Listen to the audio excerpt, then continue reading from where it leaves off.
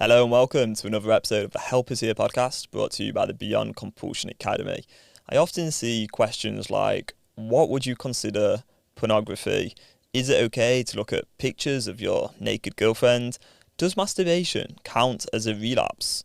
Does video chatting with someone I'm dating count as a relapse? If I look at a sexualized post and click around a bit, maybe you're on, the explore page or something like that on Instagram, is that a relapse? Is it okay to just look and not masturbate? Is it okay to look at pictures of, this, oh my gosh, like we could go on and on and on and on.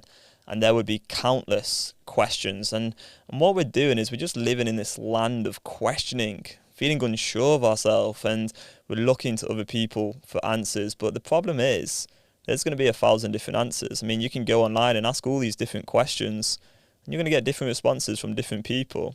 And it's very disempowering to just go around in circles, asking questions to other people, trying to usually justify engaging in a behaviour which really you know whether, what's actually porn and what's not porn. Let's be honest, you know what's porn and what's fine to look at. So you know the answers to a lot of these questions already, and even if you don't know the answers, it doesn't really matter, because the point is, the questioning is the problem.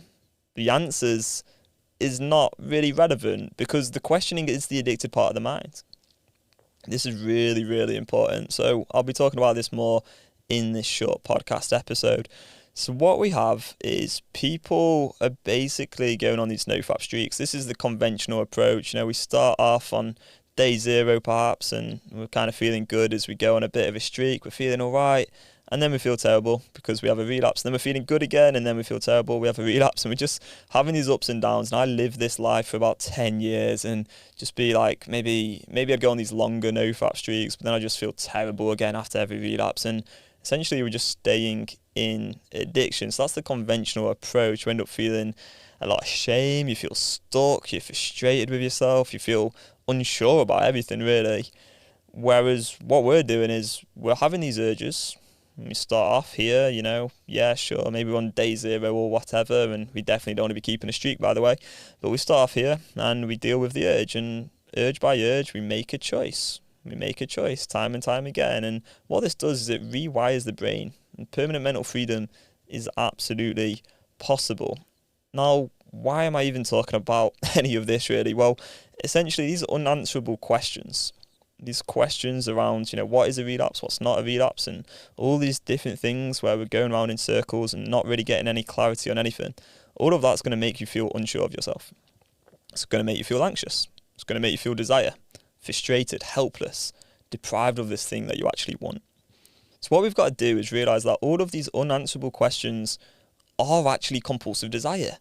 The questions are you having an urge. You're having an urge if you're having these questions. And so the real problem when it comes to overcoming pornography is not necessarily, you relapsing, you're not relapsing. I mean, that's obviously incredibly important, but I think what it really comes down to is how are you feeling? If you're going around in circles asking these questions all the time, you're probably thinking about porn on some level all the time as well. And we've worked with guys who've actually been able to overcome pornography for months at a time, but then they always end up back in the porn because chances are they're feeling pretty frustrated and helpless and unsure of themselves.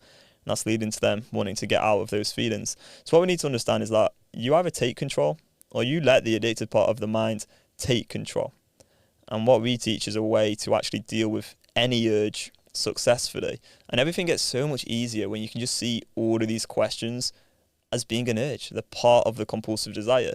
And when you have a very specific way of dealing with literally any urge, you don't need to go around in circles trying to answer questions that actually cannot be answered, because what you have there is an opportunity. Every time you have this question, what counts as a relapse, what's not a relapse, why waste time going around in circles trying to answer something that can't be answered when the alternative is actually changing the neural pathways, and you actually get to grow and change and improve your life by changing those neural pathways, willingly accepting temporary discomfort.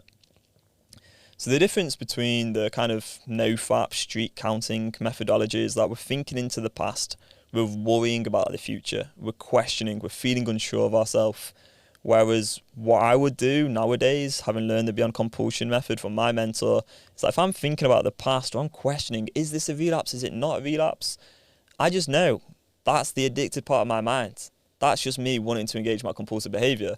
And so what I do straight away is go to a script which lays out the decision for me. I don't need to think about it at all. I just go through the script and I read through the facts. And that's going to get me connected to that compulsive desire, acknowledging it, thinking through my choice in that moment, being in the present moment, and then making a choice for myself. Okay, yeah, maybe I want to engage in this behaviour. Okay, I've made a choice. I've accepted some discomfort, and then just move on with your life. Because the truth is, you're going to stay in addiction for as long as you're always thinking about this problem over and over and over and feeling unsure of yourself. Even if you manage to actually stop the behaviour temporarily, you're probably going to go back to it, but also you're not going to be feeling very empowered or good or sure of yourself. And so everything gets so much more simple when you can just see that those questions are part of the problem. They're posing as the rational part of your mind to seem very analytical and productive and useful to you, but they're just not. They're part of the addiction. And so that's why I don't think going around in circles trying to answer these questions is very useful. And so instead, the alternative is actually just to have some freedom from all of this entirely and realize that the questions are compulsive desire. And when you do that and you just deal with that compulsive desire correctly, you're going to experience way more clarity, way more confidence, sharpness, better connections, more optimism and motivation. You're going to feel invigorated, feeling in control of yourself, confident about dealing with urges because you don't need to be unsure of yourself on what is and what's not, and all of these questions that are just flying around, getting you absolutely nowhere than a place of like desperation and helplessness and not feeling sure. So instead you can experience freedom, trust yourself, be present in the moment. And this is really, really important. It's a big part of our program is understanding unanswerable questions and just knowing how to answer back to them with a very specific script that puts you in control rather than being, like dragged about like a little puppet by the addicted part of the mind. And so everyone else out there trying to answer these questions is just wasting time. It's a complete waste of energy when you could just be clear in the present moment, because it's in the present moment that you have the opportunity to change addicting your pathways. I hope this has provided you with some insight. I hope you're able to stop going around in circles, questioning yourself, and actually feel empowered to make choices moment by moment. And yeah, we'll see you in the next one. If you do want any more help as well on dealing with compulsive desire correctly, feeling in control of yourself, then yeah, just drop me a message or you can book in a call with me and we can have a little chat. I'll leave some links in the description. Thanks again. See you in the next one. Bye-bye.